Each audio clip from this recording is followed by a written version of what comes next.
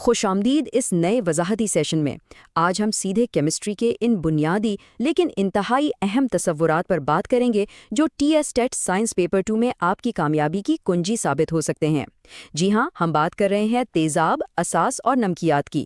تو چلیں بنا کسی تاخیر کے شروع کرتے ہیں۔ ہمارا آج کا ایجنڈا بالکل سیدھا سا ہے۔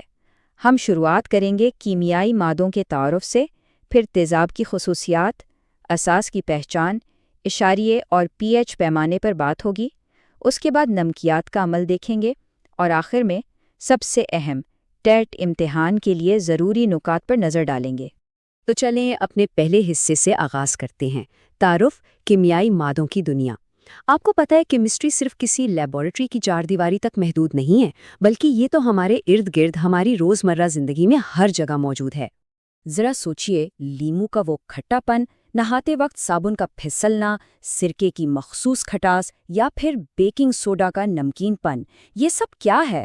دراصل یہ وہ گھریلو چیزیں ہیں جو کیمیائی مادوں کی مختلف اقسام کی بہترین مثالیں ہیں، اور سچ پوچھیں تو یہی وہ چیزیں ہیں جو اس موضوع کو ہمارے سائنس کے نصاب کے لیے اتنا اہم اور پریکٹیکل بناتی ہیں۔ اب آتے ہیں اپنے دوسرے حصے کی طرف، تیزاب کی خصوصیات اور اس کی اقسام۔ تو سوال یہ پیدا ہوتا ہے کہ کیمسٹری کی زبان میں آخر وہ کیا چیز ہے جو کسی مادے کو تیزاب یعنی ایسڈ بناتی ہے؟ دیکھیں، سب سے بنیادی اور یاد رکھنے والی بات یہ ہے کہ تیزاب وہ مادہ ہے جو پانی میں حل ہونے پر ہائیڈروجن آئنز یعنی H+ آئنز پیدا کرتا ہے۔ بس یہ ایک کلیدی نقطہ ہے جسے بطور سائنس کے طالب علم آپ نے کبھی نہیں بھولنا، کیونکہ یہی اس کی اصل پہچان ہے۔ اب تیزاب کی درجہ بندی کرنا بھی بہت ضروری ہے۔ اسے ایسے سمجھیں کہ طاقتور تیزاب وہ ہیں جو پانی میں پوری طرح یعنی مکمل طور پر آئنائز ہو جاتے ہیں، مثال کے طور پر ہائیڈروکلورک ایسڈ اور سلفیورک ایسڈ۔ اس کے برعکس کمزور تیزاب پانی میں صرف جزوی طور پر آئنائز ہوتے ہیں، جیسے کہ کاربونک ایسڈ اور ایسیٹک ایسڈ۔ امتحانی نقطہ نظر سے آپ کو ان کا یہ فرق بالکل کلیئر ہونا چاہیے۔ اور آپ کو پتہ ہے، قدرت نے ہمیں بے شمار کمزور تیزاب تحفے میں دیے ہیں۔ جیسے ہم دہی کھاتے ہیں، اس میں لیکٹک ایسڈ ہوتا ہے، املی میں ٹارٹرک ایسڈ اور سیب میں میلک ایسڈ پایا جاتا ہے۔ اور ہاں، یہاں ایک ٹپ دے دوں، امتحان میں اکثر کسی قدرتی مادے کو اس کے مخصوص تیزاب سے میچ کرنے کے سوالات آتے ہیں، تو یہ لسٹ آپ کے لیے کافی اہم ہے۔ چلیں اب اپنے تیسرے حصے کی طرف بڑھتے ہیں، اساس اور الکلی کی پہچان۔ تیزاب کا تصور تو ہم نے سمجھ لیا، تو اب باری ہے اس کے بالکل الٹ یعنی کیمیائی متضاد کی، جسے ہم اساس یا بیسز کہتے ہیں۔ بالکل تیزاب کی طرح جہاں H+ آئنز بنتے تھے، اساس کی کہانی تھوڑی سی مختلف ہے۔ جب ہم اساس کو پانی میں حل کرتے ہیں تو یہ ہائیڈرو آکسائڈ آئنز یعنی OH آئنز پیدا کرتے ہیں۔ اور ہاں، ایک اور دلچسپ بات، وہ تمام اساس جو پانی میں پوری طرح حل ہو جاتے ہیں انہیں خاص نام دیا جاتا ہے، الکلی۔ اگر ہم ان دونوں کا آمنا سامنا کرائیں تو بڑا واضح فرق نظر آتا ہے۔ تیزاب ذائقے میں کھٹے ہوتے ہیں اور نیلے لٹمس پیپر کو فوراً سرخ کر دیتے ہیں، جبکہ اساس وہ کڑوے اور صابن کی طرح چکنے ہوتے ہیں اور یہ سرخ لٹمس کو نیلا کرتے ہیں۔ یہ ایک ایسا زبردست موازنہ ہے جو آپ کو دونوں کی خصوصیات چٹکیوں میں یاد کروا دے گا۔ اب آتے ہیں چوتھے حصے پر، اشاریے اور پی ایچ پیمانہ۔ دیکھیں، لیب میں ہر کیمیکل کو چک کر چیک کرنا تو لفظی طور پر جان لیوا ہو سکتا ہے نا؟ تو پھر سائنسدان کیا کرتے ہیں؟ وہ ان کی پہچان کے لیے کچھ خاص ٹولز کا سہارا لیتے ہیں۔ انہی ٹولز کو ہم اشاریے یعنی انڈیکیٹرز کہتے ہیں۔ یہ بڑی کمال کی چیز ہیں۔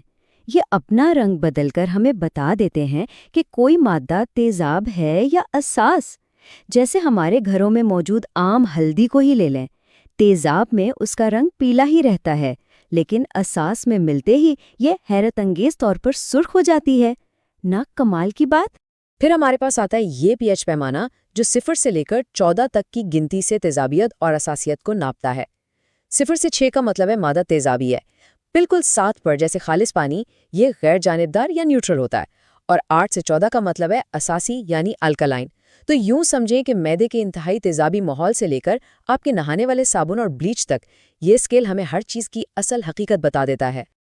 اب ہم پہنچ گئے ہیں اپنے 5ویں حصے پر، نمکیات اور غیر جانبداری کا عمل۔